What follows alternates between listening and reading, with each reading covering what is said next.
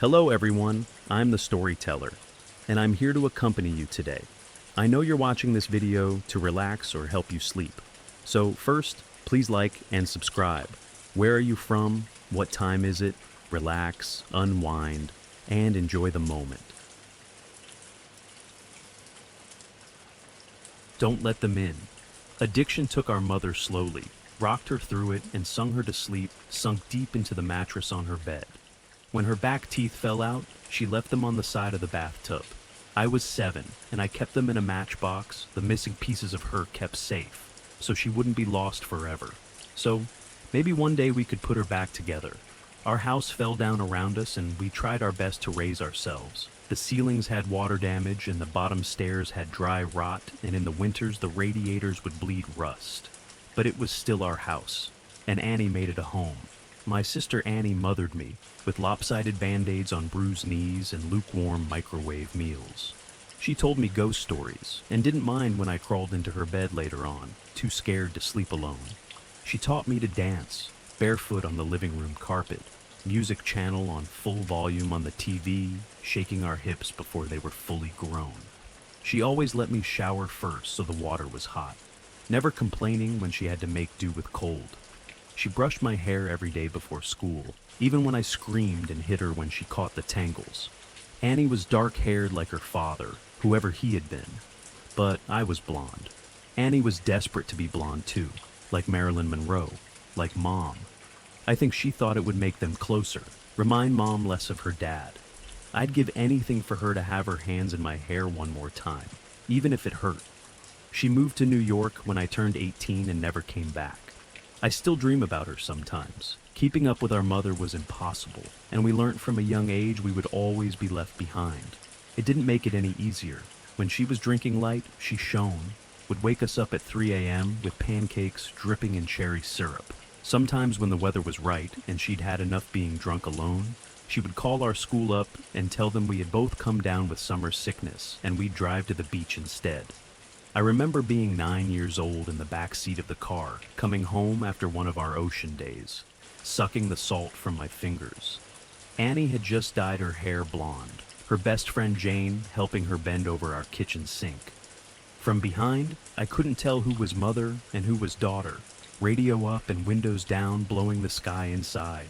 When she was drinking heavy, she'd be out all night, hair piled up like a beauty queen, eyes glazed over and ringed with glitter and black. Sometimes she'd be gone a day or two. She would never tell us when. One day we'd just wake up to an empty house and the fridge packed full. Post-it note on the front with a smear of Mom's lipstick in the outline of a kiss, telling us she'd be back soon. Sometimes she'd bring guys home, filling the table with beer cans and ashtrays, smoke up to the ceiling, Mom lost in the haze. We'd sleep with pillows over our heads, trying to drown out the music they would blast until the AM, and wake up to strangers at our kitchen table in the morning, asking us where we kept the coffee. When Mom drank too little, she fell apart. She wouldn't buy food, refrigerator a gaping hole in the wall.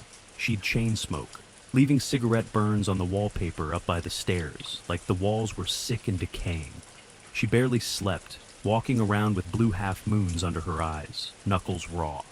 She would scream at the slightest thing.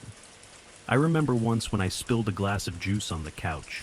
She looked over at me with dead eyes and dragged me off onto the carpet and then took every single cushion off the couch and into the backyard and set them on fire. Annie went to watch a while from the window and then sat next to me on the floor, backs pressed against the skeleton of the seats, head resting in the crater of my collarbones. When Mom drank too much was the worst. She'd laugh too loud and too long at anything and everything, until her mouth started to shake and she started crying. At the breakfast table, into her cereal. Annie shut down when Mom was like this. Went somewhere deep inside herself, where nobody could hurt her. She'd stay up until the morning, watching old black and white movies on TV, whispering the lines she knew by heart like prayers. When I was 5, I'd cry when I'd find Mom passed out cold on her bed, sure she would never wake up. Annie would wipe my tears, tell me she was only sleeping just like the princesses in my storybook. We'd sit on Mom's bed together and wait for her to wake up. When we were older, I was the one who would pick Mom up off the bathroom floor again and again, and Annie would put her to bed, smoothing her hair off her face and the vomit from her mouth, changing her clothes if she'd pissed herself. Watching them then, there was no doubt that Annie was the mother now. It was October, and I was 13, Annie 16. It was a Wednesday night, and Mom had been gone for 2 days. She'd called us that morning from a payphone, voice slurring down the line, telling us she was having the best time with all her new friends, hoped we were doing fine. When she asked me if I was having a good birthday, I hung up on her. My birthday had been the day before. Annie had given me a pile of presents, strawberry lip glosses and glittery nail polishes. I didn't ask where she'd got the money for them. I didn't care. We'd taken the bus to the beach with Jane, eaten the birthday cake she had made for me, sand getting into the frosting. It tasted like sweetness in the sea, and I savored every bite and scrape of sugar against my teeth.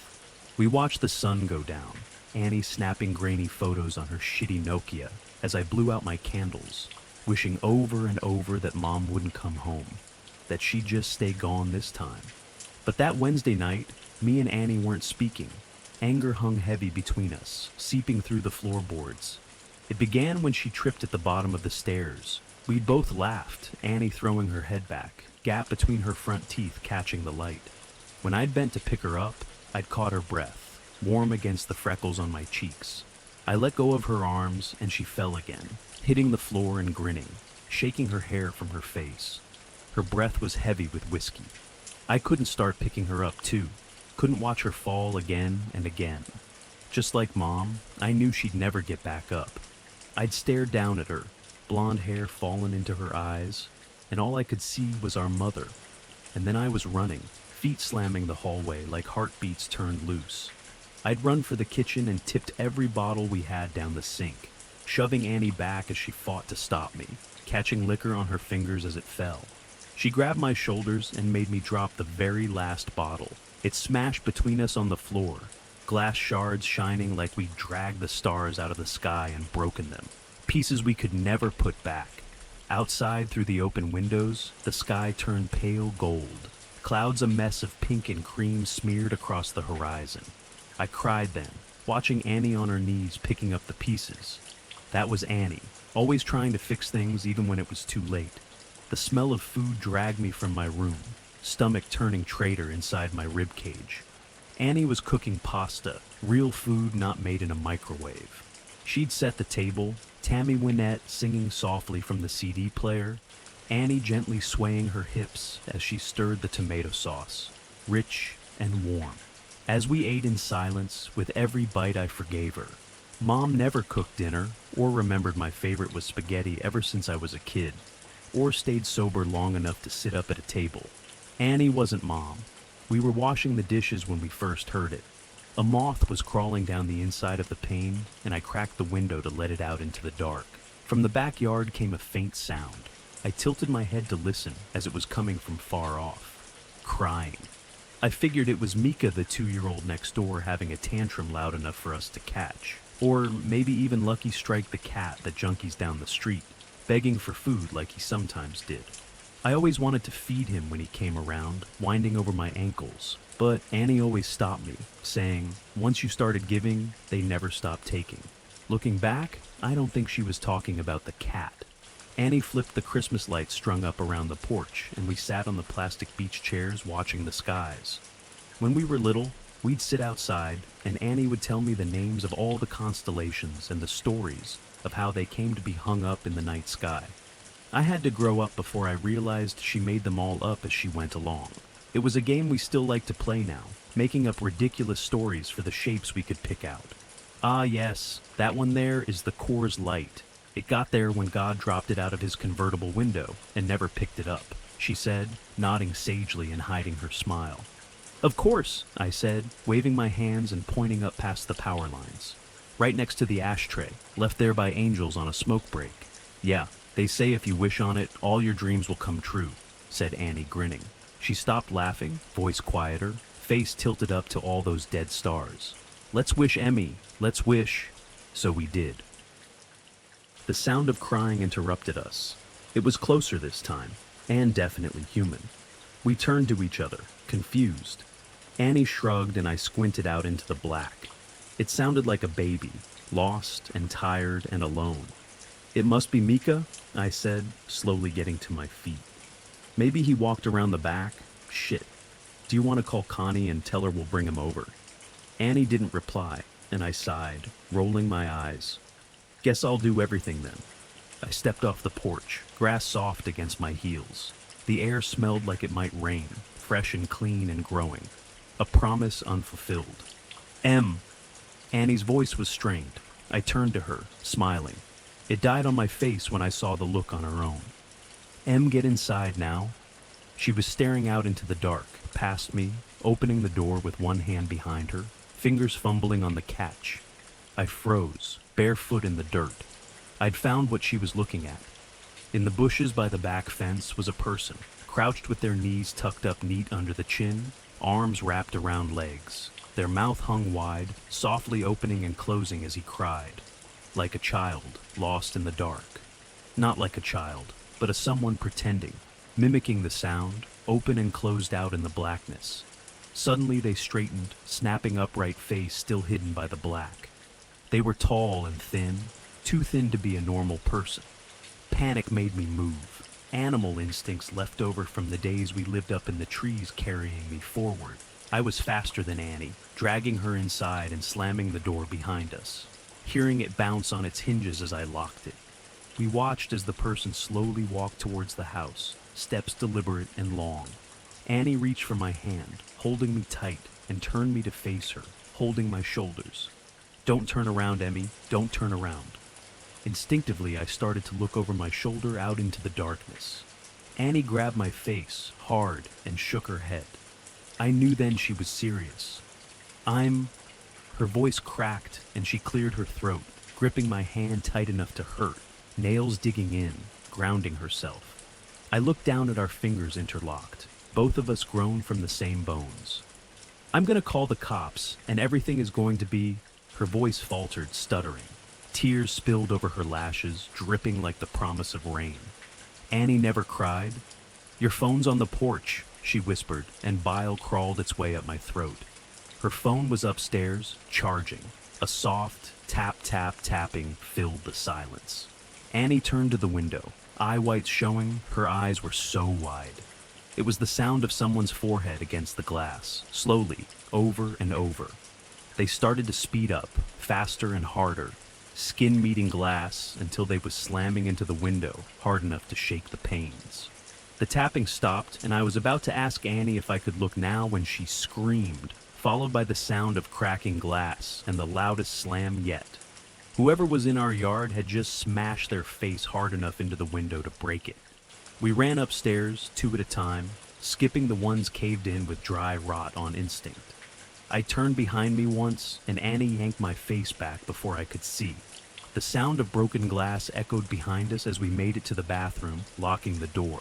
A thin, wailing cry, like a baby calling for its mother, filled the hallway, trapped between the walls and locked doors. Annie threw her back against the door, feet jammed up against the bathtub, clutching the knife she had grabbed from the kitchen. I did the same, shoulder to shoulder. Slow footsteps started on the stairs, deliberate and casual. The crying had become mocking, almost laughter. Shrill bursts of sound, and then giggles, high-pitched and abruptly stopping before starting again. The first door on the upstairs floor was my bedroom, and we heard the distinct sound of it slamming open. They were looking for us. "What the fuck is going on?" I asked Annie, not even bothering to brush away the tears that I couldn't stop falling. I watched my sister pick herself up off the floor and brace her hands on the door as we heard the sound of a second door slamming open, Mom's room. The next room on the hallway was the bathroom. Annie pulled me to my feet and handed me the knife. I shook my head and pushed it back to her, terrified of what would happen if I had to use it. Annie shoved me and pressed the knife into my hands, thumb pressing hard enough on the blade to bleed. I watched my sister's blood drip down her wrist. A winding red road, still pushing into my hands despite the pain. I took the knife. Something slammed against the wall that Mom's room shared with the bathroom. A high-pitched wail followed. I held my breath, could feel my heart beat in the base of my throat. A wild and frantic thing. "I'm gonna get the phone from my room." I shook my head violently, about to argue. Annie clamped a hand over my mouth. I could taste the blood on her hand, salty and sweet, like birthday cake by the ocean. Yes, I'm gonna get the phone and I'm gonna call the cops and we're gonna be okay. I shook my head again. It's the only way. When I go, I need you to lock the door and you don't open it for anything or anyone. Not for me, not for anyone. Promise me. I shook my head and Annie pressed her hand into my mouth, crushing my teeth against my lips so it made my eyes water. Yes. Promise me, Em. Something smashed in the room next door.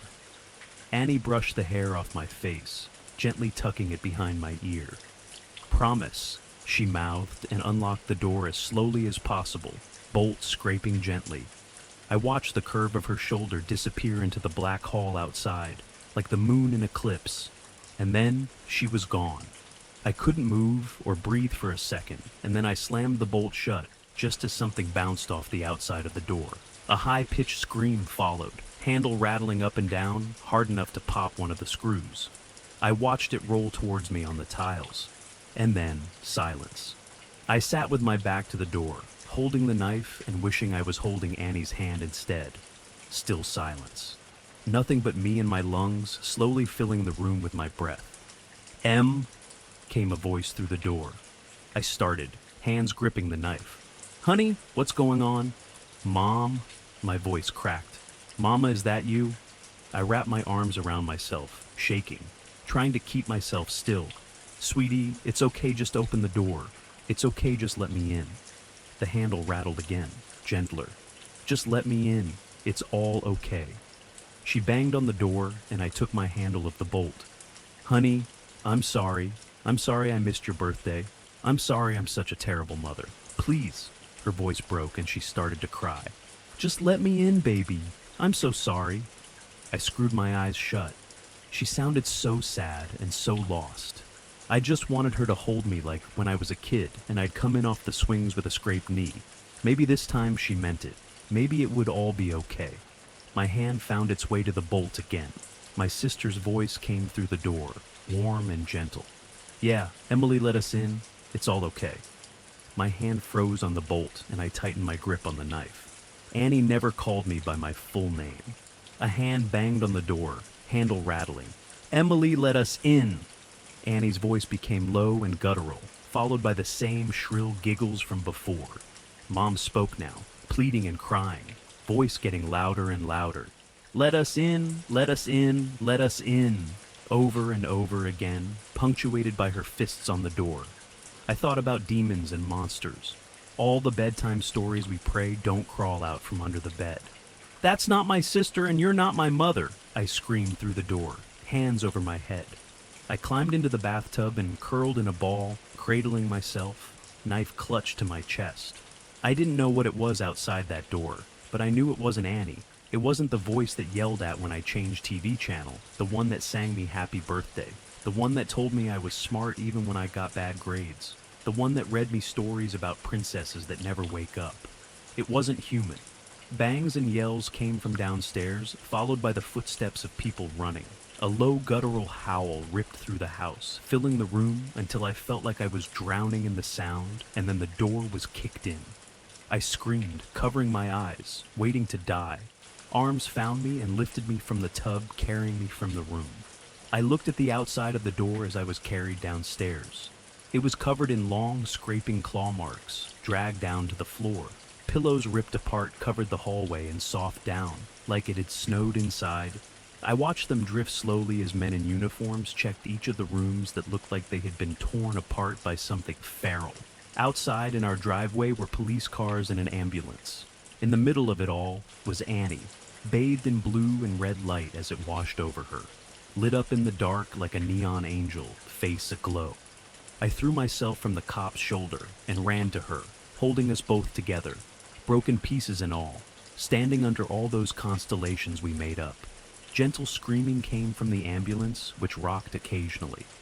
Annie gently turned my head away, smiling so sadly it made my chest ache as I understood. Turns out there was no demon, no wild animal or bad men trying to break in. Just Mom, out of her mind on booze and drugs and everything in between, coming to the end of a week-long binge. Something had finally broken inside her head, and this time, we couldn't put her back together no matter how hard we tried. Sometimes you fall one last time, and you never get back up. Annie had seen her in the garden, blood dribbling from her mouth, track marks bulging on her forearms like unmapped roads, rail thin and desperate for one more hit, one more fix. She'd searched the kitchen for all the drink I'd thrown away, and when she hadn't found it, had come to hunt for the stash she hid in the bathroom. She hadn't wanted me, just the drugs on the other side of the door, so high she could mimic Annie's voice almost perfectly. Turns out the real monsters are the ones that eat you alive slowly, the kind that come in a bottle or a needle, or at the end of a long list of reasons why you can't get out of bed in the morning. Sometimes the monsters are the ones that raise you or love you the most, but it's up to you if you let them in. And that's it for today. Thanks for listening. If you enjoyed this video, be sure to like it, subscribe, and leave a comment letting me know what you think. Relax, unwind, and get some sleep. See you in the next video.